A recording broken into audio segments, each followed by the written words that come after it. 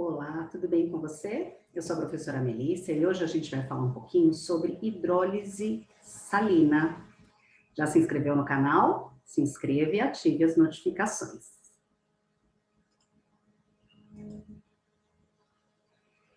Bom, o que é hidrólise salina? Lise significa quebra, hidro, água.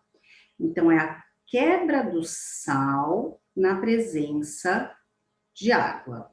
Isso daqui serve para quê? Para a gente ver qual o pH, por exemplo, de uma solução salina. Ácido tem pH abaixo de 7, base tem pH acima de 7 e sal. O sal vai depender de qual ácido e qual base ele deu origem, tá? Então, nós vamos ver 4 situações. Um sal derivado de um ácido fraco e uma base forte, um sal derivado de um ácido forte e uma base fraca, um sal derivado de um ácido fraco e uma base fraca, e um sal derivado de um ácido forte e de uma base forte, certo? Então, olha aqui. Tenho, por exemplo, cianeto de sódio. Eu vou colocar esse cianeto de sódio em água. O que vai acontecer? Qual ácido e qual a base deram origem? Eu vou pegar a parte positiva, Na+, e juntar com OH-. Então, vai formar NaOH e H+ com Cn- vai formar HCl. A gente tem aqui um ácido fraco. Por que um ácido fraco? Dos hidrácidos, tem 3 ácidos que são fortes, HCl, HBr e HI. O ácido cianídrico é um ácido fraco.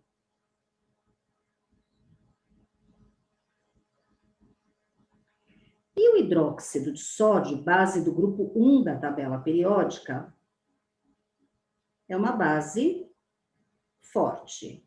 Então, a gente já consegue perceber que vai prevalecer o pH da base. Então, um sal derivado de um ácido fraco e de uma base forte tem pH acima de 7, ele tem caráter básico. Mas se a gente quiser escrever a reação da hidrólise, a gente faz assim, ó.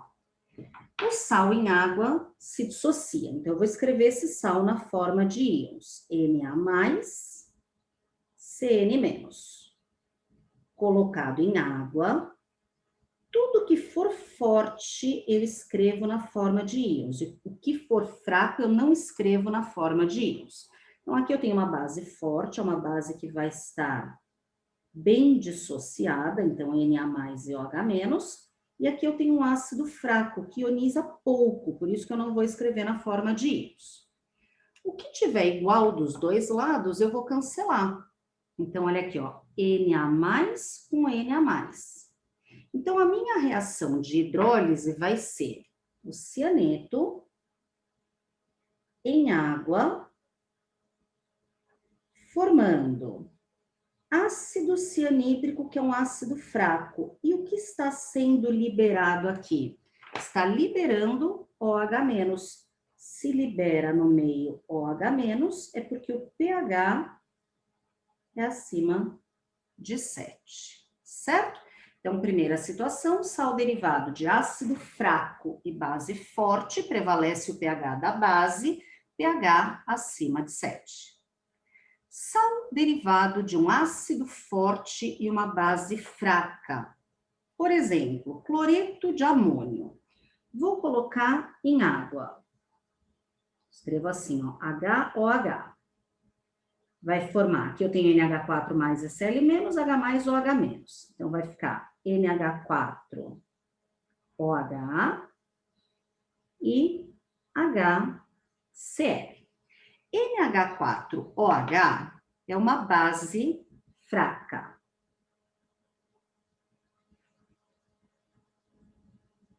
HCl é um ácido forte.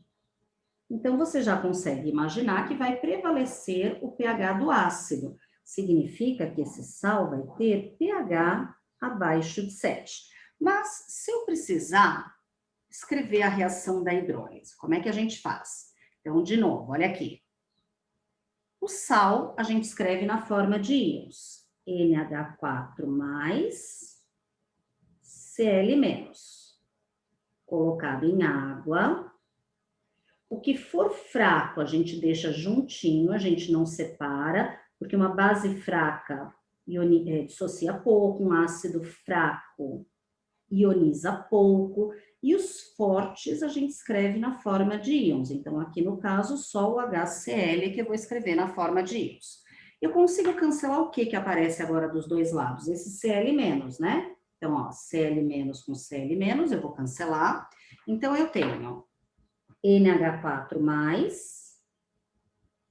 colocado em água, formando uma base fraca, hidróxido de amônio, que você deve lembrar que se decompõe formando amônia e água, e nesse caso está liberando H+. Se libera H+, o pH é menor do que 7. Então, um sal derivado de um ácido forte de uma base fraca tem pH menor do que 7. Terceira situação, sal derivado de ácido fraco e base fraca. Por exemplo, vou pegar o cianeto de amônio e vou colocar em água. Vai formar o hidróxido de amônio e vai formar ácido cianídrico. O hidróxido de amônio é uma base fraca, como nós já vimos aqui. O ácido cianídrico é um ácido fraco também. Então, tem poucos íons.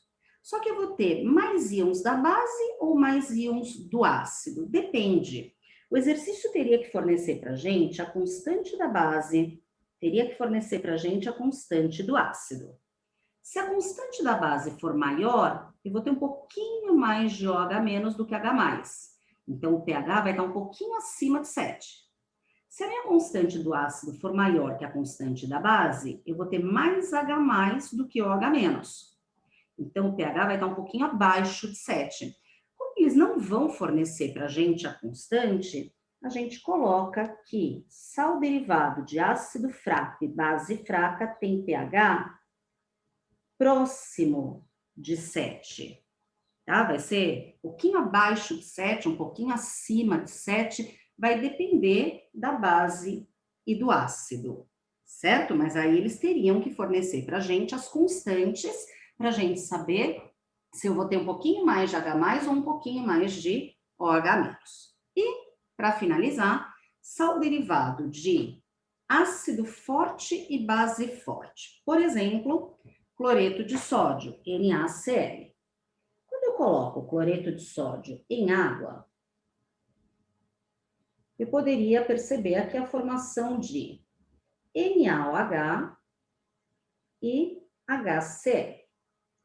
NaOH, base do grupo 1 da tabela periódica, base forte. HCl, ácido forte também.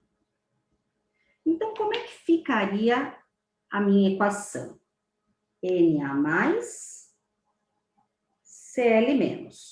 Colocado em água. Tudo que for forte eu vou escrever na forma de íons. Na+, OH-. H+ e Cl-. Você percebe que todos os íons que a gente tinha do lado dos reagentes, a gente continua tendo do lado dos produtos? Ou seja, nesse caso, não ocorre hidrólise. Porque eu já tinha Na+ e Cl- e eu continuei com Na+ e Cl-. Então, não ocorreu hidrólise. E se não ocorre hidrólise, o pH aí sim é igual a 7.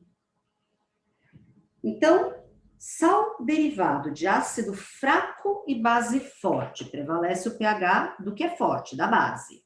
Sal derivado de ácido forte e base fraca, prevalece o pH do ácido, que é forte. Quando os dois forem fracos, a gente fala que é um pH próximo de 7. Quando os dois forem fortes, aí sim, pH igual a 7. Certo?